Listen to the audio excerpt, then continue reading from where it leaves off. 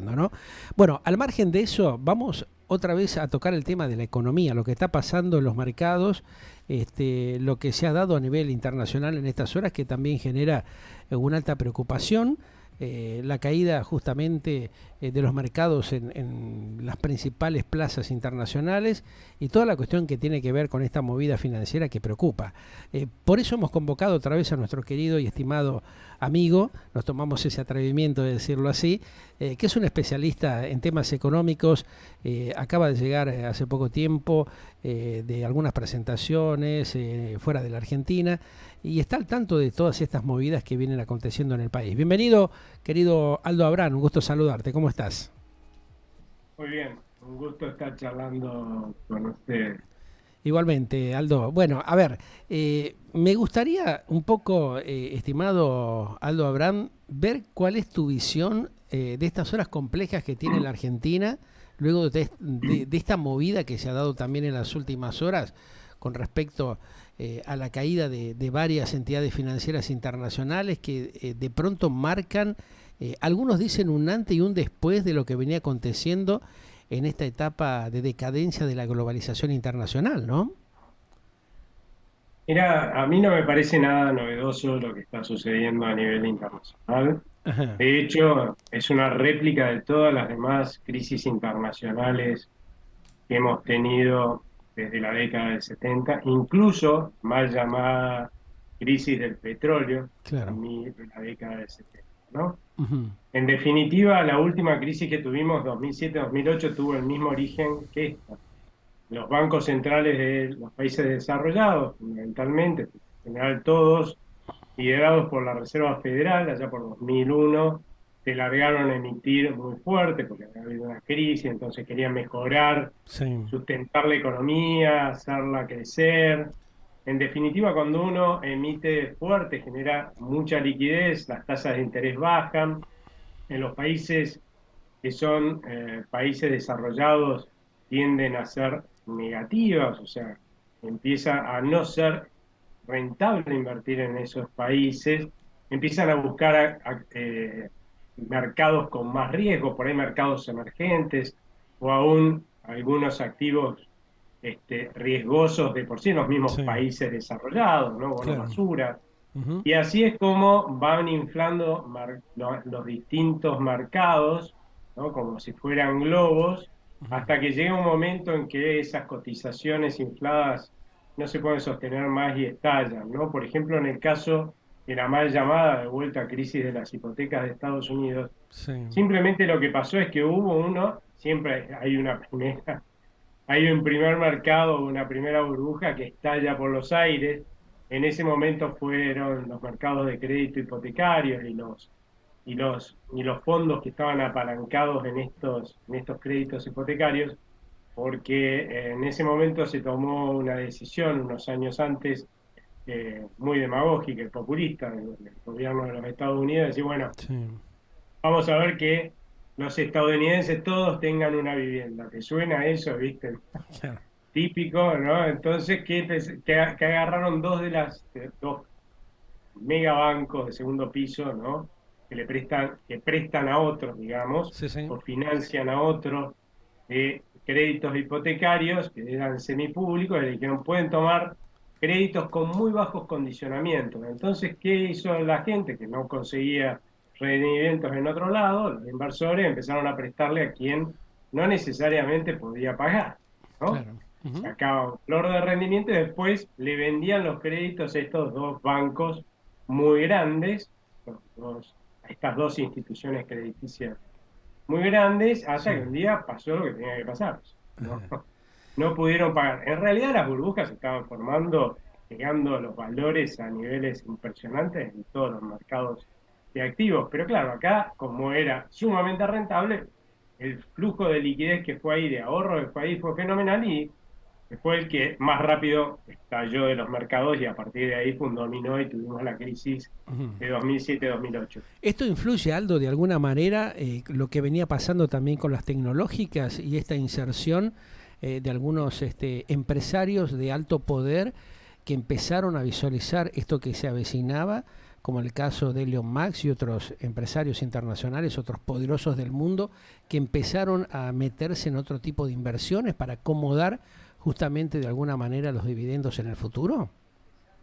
Mira, lo que pasó lamentablemente es que si bien hubo una cierta austeridad antes de la pandemia por Sí, parte de los bancos centrales, los países más importantes en términos de liquidez internacional, ajá, eh, y eso con el objetivo de desinflar las burbujas que hasta el 2016 venía inflándose de nuevo, porque parece que no aprenden. ujú, Entonces, una vez superada la crisis de ajá, 2017-2008, se dedicaron a armar otra.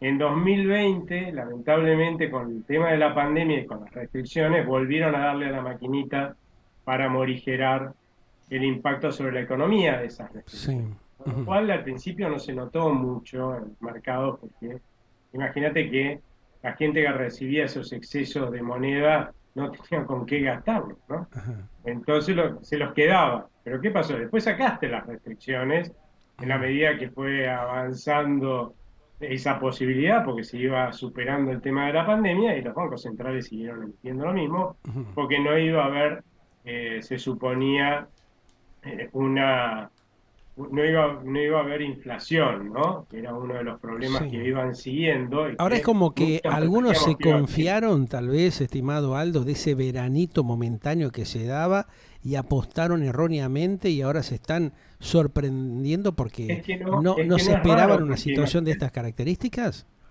sí, pero imagínate que no es raro que esto pase y vuelva a pasar, porque Claro, si los bancos centrales emiten un montón, generan una gran liquidez en todos los mercados, sí, las, la plata pasa a ser gratis, claro. ¿no es cierto? Entonces, digamos, el costo, por decirlo así, de tomar riesgo se vuelve bajísimo. Ujú, Entonces, por eso es que salieron a invertir en un montón de lugares, incluso en economías emergentes riesgosas, que, mira, eso nos favoreció a los argentinos porque empezaron a financiar a economías que son sí, nuestros principales demandantes. Entonces, a todo lo que subieron los commodities, ¿sí? A partir de finales del 2020, porque se estaba depreciando el dólar, que es la unidad de medida, le sumamos el hecho de que las inversiones estaban yendo, el financiamiento estaba yendo a aquellos que nos compran a nosotros, fundamentalmente, ¿no? A ajá, los que consumen más de lo que nosotros vendemos. Así que por eso tuvimos un boom de precios en 2021 y hasta mediados del 2022 fenomenal. Lamentablemente, al mismo tiempo se estaban generando burbujas en un montón de mercados. claro. La preocupación recién llegó luego de un tiempo, porque empezó a haber inflación y resulta que decían, no, pero esto es coyuntural, se debe a no sé qué, a los problemas logísticos, toda zaraza. Y lo que pasa es que en el mundo, ¿quién quería cortar la farra, la fiesta? ¿No? Nadie. O sea, los políticos estaban contentos porque estaban empujando la economía y ellos le compran. Los inversores, porque las ganancias no tenían techo, siempre subían todos los mercados. Claro, No importa el riesgo que asumieras, sí, ibas a ganar plata. O sea, y de golpe aparecemos unos agoreros y decimos, ¿por qué no son un poco más austeros? Mira que se viene una crisis, ¿no? claro. Eso hay que Ujú, escucharlo. sí. Y además que se viene la inflación. Claro, cuando empezó a escalar la inflación y parecía no tener techo, recién ahí tomaron conciencia a finales del año pasado, del año 2021, quiero decir, Que la los plaza se bancos estaba centrales de que complicando de alguna daban manera, más. ¿no? Que ya se empezaba a notar la deficiencia que se iba a dar dentro del ámbito financiero. Ahora, ¿influyó Empezaron en también el tema de 2022 a las ajustar la política criptomonedas? monetaria. Claro, en esto influyó también la caída, la debacle de las criptomonedas de alguna manera, porque muchos habían confiado y apostado, digamos, en esa segmentación, ¿no? Bueno, es que es uno de los mercados volátiles en los cuales, la verdad, mucha de la inversión, Sí, de la liquidez que estuvo disponible, como te decía, a costos mínimos, fue a parar, ¿no? Entonces es uno de los mercados que claramente más infló a lo largo de este tiempo y por eso no extraña que hayan tenido también la caída más brutal, ¿no? Y que eso por ahí haya complicado el financiamiento de algunos bancos, ¿sí? Que justamente se dedicaron a prestarle a estas nuevas startups, a estas nuevas sí, empresas que se dedicaban a las cripto u a otras tecnologías de avanzada inversiones que por ahí eran muy riesgosas. O sea que lo que estamos viviendo, la verdad es que no creo que sea precisamente una casualidad, creo que es simplemente que los bancos centrales de los países desarrollados, la verdad que los países del mundo, el nuestro tampoco aprende, es el mejor ejemplo de hacer los máximos desastres que se puedan Sí, inventar desde claro. el Banco Central y encima repetirlo un montón de veces, o sea Claro. que no nos debería sorprender, pero parece que los bancos centrales de los países desarrollados tampoco aprenden. Espero que aprendan de esta remesón, que Dios quiera no se termine comprobando en una crisis, que hoy yo ya no estoy muy seguro de que esto no termine en una crisis, ¿sí? No me extraña que estén buscándole responsables entre los políticos y los bancos centrales a ver a quién le echan La culpa, la claro, sí. culpa es de ellos, o sea, que la asuman. Igual hacemos acá, también en la Argentina, o sea que tampoco nos debería llamar la Claro, atención. sí, porque es algo Eh, habitual, pero bueno, lamentablemente, ¿no?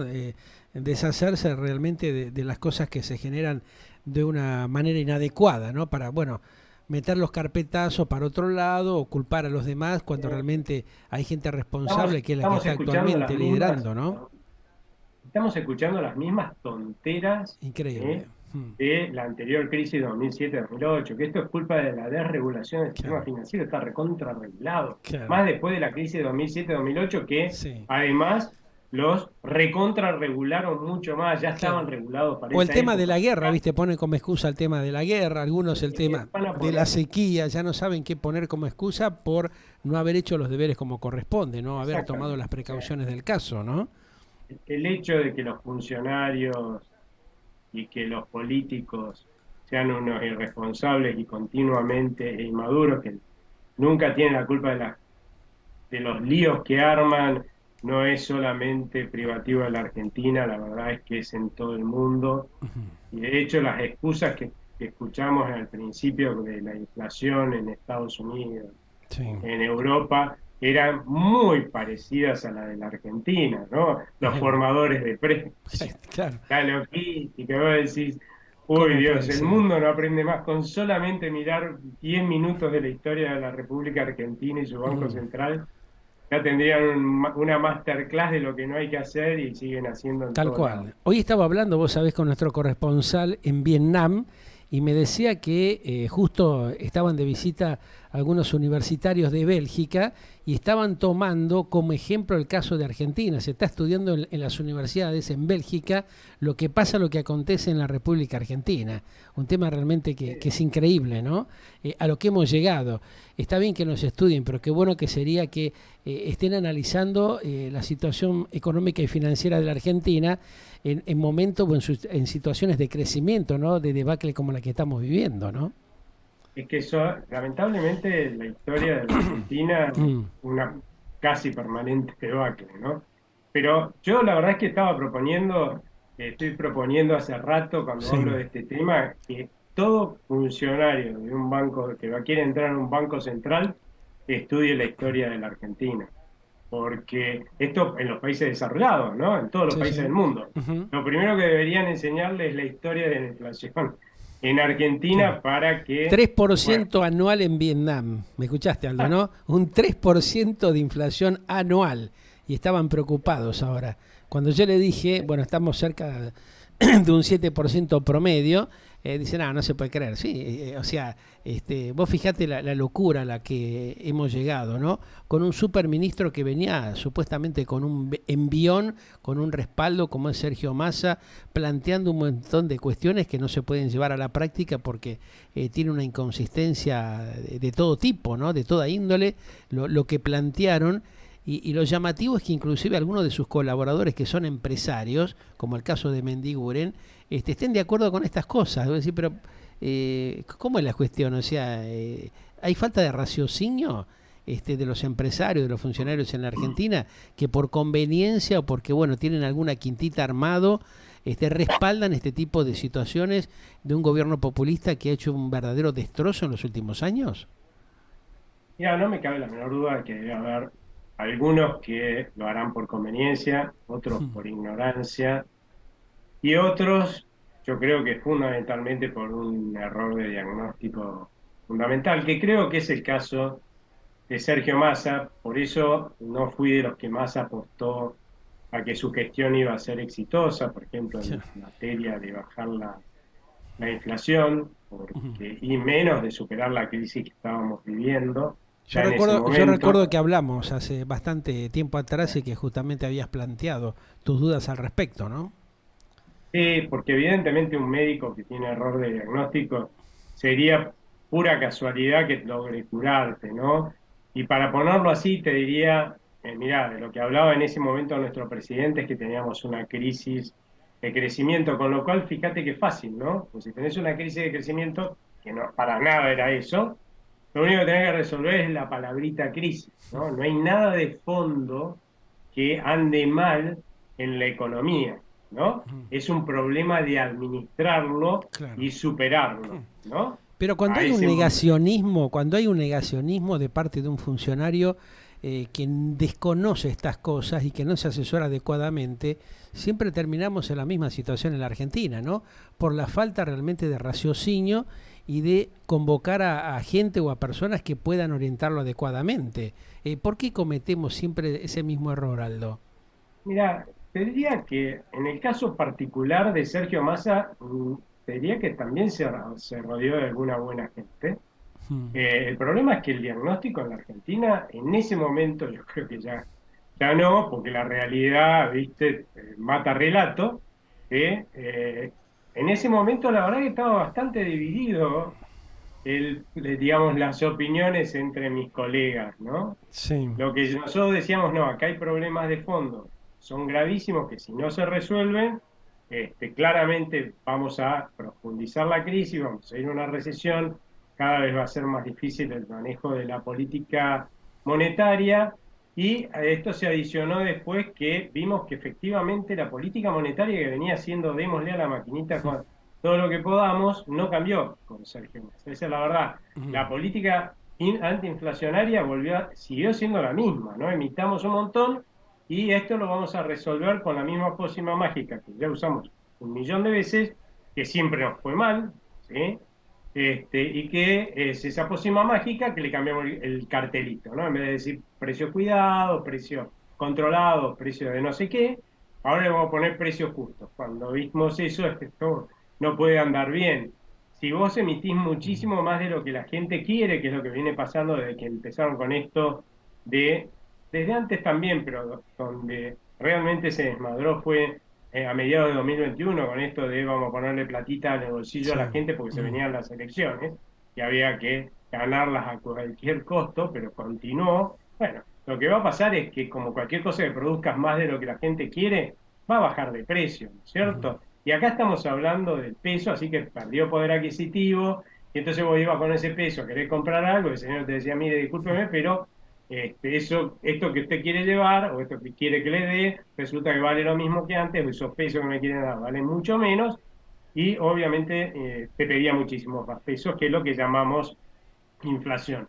Pero esto empeoró el año pasado, porque imagínate que a la gente, cuando la tenés un montón de tiempo, ¿sí? Estafándola, porque no es otra cosa, Sí, sacándole claro. con impuesto inflacionario poder adquisitivo a sus pesos para financiar al Sí, gobierno, un día la gente se cansa y dice, claro. bueno, yo voy a demandar cada mes menos pesos, así me sacan menos, ¿cierto? Ahora, si vos de algo demandás menos, también es cierto que pierde valor. O sea, estamos hablando del peso, pierde poder adquisitivo, así que de golpe empezaste a tener que no solamente el peso perdía poder adquisitivo, porque de un lado producían un montón, sino que además, por el otro lado ya queríamos tener cada vez menos, porque nos hartamos de que nos estafen, y eso es lo que está gestando esta aceleración de precios que va a seguir si no cambian algo, si no bajan el ritmo de emisión, por lo menos, que es lo que tienen más a mano, pues yo es bastante difícil que generen un nivel de confianza, de aumento de la confianza, como para que en el futuro de la Argentina, como para que la gente demande más pesos, pero bueno, aunque sea bajen el ritmo de emisión, para evitar que esto se acelere, ¿no? Porque ¿cuál es el riesgo que está viviendo en este momento la Argentina? No digo en lo Eso inmediato. es lo más llamativo, lo que genera mayor incógnita, porque tenemos, o sea, calcular que en un promedio de 7 meses tenemos una definición eleccionaria. Después, hasta que se produzca el recambio del gobierno, ahí puede producirse otra hecatombe también, porque ya la desesperación, si pierde, el actual gobierno, o si gana, tiene muchas contradicciones justamente de la oposición y de aquellas fuerzas que están en disputa política para obtener justamente el triunfo en los próximos tiempos. ¿Cómo termina la situación económica de la Argentina en una situación que estamos atravesando hoy por hoy devastada, donde realmente los funcionarios no hablan con claridad como para emprolijar la situación, y después tenemos un gobierno que no se sabe cómo va a ser para de alguna manera hacerse cargo de todo este bolonqui que queda aquí dando vuelta, que queda ahí picando, ¿no? Ya, la situación económica lamentablemente va a seguir empeorando. Creo yo que la gente eso ya lo tiene claro que la inflación no va a bajar. Con suerte no va a subir mucho más. Eso es así, con suerte. El nivel de actividad viene cayendo desde septiembre, va a seguir cayendo Claro. y probablemente la caída se profundice debido a la sequía. Lo que Eso pasa lo va es a que hoy profundizar más todavía. O sea, la gente que ya estaba en stand-by con el tema de la sequía sabe que no es momento como para hacer nuevas inversiones. Contadas excepciones, algunos sectores por ahí, el de la construcción o el sector de entretenimientos o de diversión, está haciendo alguna movida porque dicen, por lo menos los entendidos en la materia, que es la oportunidad de hacerse de lugares o de puntos estratégicos a bajo costo. Pero no todos pueden soportar 8 o 10 meses o un año y medio hasta que la cosa se vuelva a recomponer. Alguna que otra multinacional podrá hacerlo. El resto de los sistemas operativos dentro del campo de la industria y del comercio no lo va a poder tolerar. no, pero fíjate que si vos estás viendo ese tipo de actitudes, Sí, es porque en general, ¿sí? Con poca plata, sin plata, no importa. La verdad es que no importa porque acá de lo que estamos hablando es del conjunto de los argentinos y las expectativas que sí, se generan hacia adelante. Si bien todos hemos descartado ya la posibilidad de que este gobierno resuelva los problemas de fondo que tiene la Argentina, ya desde hace décadas, sí. ¿no? Pero que se ha encargado de empeorarlos claramente. Ujú. La verdad es que hay una fuerte expectativa positiva con respecto al próximo gobierno. Ajá. ¿Sí? Y eso es lo que yo creo está moderando las posibilidades de que derivemos en Pero un una mayor crisis. Si a problema. mí me dijeras en Claro. este momento que, Sí. no, Aldo, pero las elecciones no son ahora, ¿no? A finales de este año, sino que son en el año 2024, Ni yo te te cuento. estaría pronosticando una crisis segura, Claro. ¿sí? Porque la Mm. gente no aguanta más. Sí. Pero la verdad que unos cuantos meses la gente aguanta. Realmente sí tiene esa expectativa positiva, unos cuantos meses aguanta. Sí. Y la expectativa positiva está por lo que vos dijiste. O sea, hay gente incluso que en este desastre está invirtiendo en la Claro. expectativa que asuma el próximo gobierno, ¿no? Exacto. Mm. Y yo creo que eso es una de las cosas que bajan, por ejemplo, la probabilidad de que vivamos una hiperinflación, porque Mm. fíjate que ahora la gente está bajando su demanda de pesos, yo te decía, ¿no? De golpe tenés una inflación de en febrero del 6 y pico por ciento, en marzo seguramente 7%, y la gente se va a asustar mucho más. Claro. Entonces estamos un triste que pase que esto se vuelva un círculo vicioso de cae el poder adquisitivo de nuestra moneda, se transforma, lo visualizás en más inflación, eso hace que la gente quiera demandar muchísimo menos pesos, eso hace caer mucho más el poder adquisitivo de nuestra moneda, más inflación y que se empiece a potenciar este círculo vicioso y termines en una hiperinflación. Una Ajá. hiperinflación no es otra cosa que el día que dice la gente, me harté, no quiero tener más un peso. Sí. Y ojo que nosotros tuvimos 3 hiperinflaciones en la historia de la Argentina, o sea que ya no Mm. está en nuestro ADN ese mecanismo defensivo, con lo cual Mm. la verdad es que no sabemos cuándo se va a gatillar. Yo Claro. creo que lo que juega a favor de que no se gatille es esta expectativa positiva en el próximo gobierno. Mm. Esperemos que los candidatos de la oposición, por favor, mantengan ese Mm. Claro. optimismo, Y que estén a las porque alturas de las lo que le puede circunstancias, pasar ¿no? a la Sí, Argentina es tener un claro, estallido de ese tipo, ¿no? claro. Más del 70% de los argentinos van a estar en la pobreza si eso pasa. Tremendo, durísimo, claro. Bueno, Aldo, esperemos que este optimismo que vos nos estás transmitiendo hoy sea factible y que podamos concretar por lo menos algún proceso de estabilidad hasta el recambio del nuevo gobierno y que esto nos genere tal vez alguna eclosión en algún momento, ¿no? Que no haya ninguna cosa mayor o extraña y que produzca alguna movida, que es lo que algunos temen también. Pero bueno, nos quedamos con tu cuota de optimismo como para reforzar esta posibilidad de esperar este recambio gubernamental en la Argentina que pueda llevar un poco más de aire a la sociedad, ¿no? Que pueda darle básicamente una linda y buena y digna calidad de vida, que es lo que estamos esperando los argentinos hace décadas y no lo podemos lograr. Es un temor esto, ¿eh? Lamentablemente no va a ser un camino fácil porque también no solamente tenemos que rezar para que el gobierno actual que no haga grandes macanas, claro,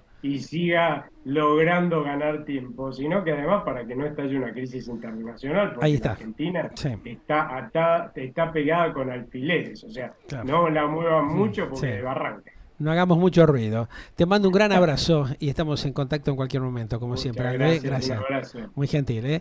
El doctor Aldo Abraham, economista, un conocedor justamente del tema financiero, social y económico de la Argentina, que nos daba su visión de lo que está pasando en estos precisos momentos. Ya volvemos.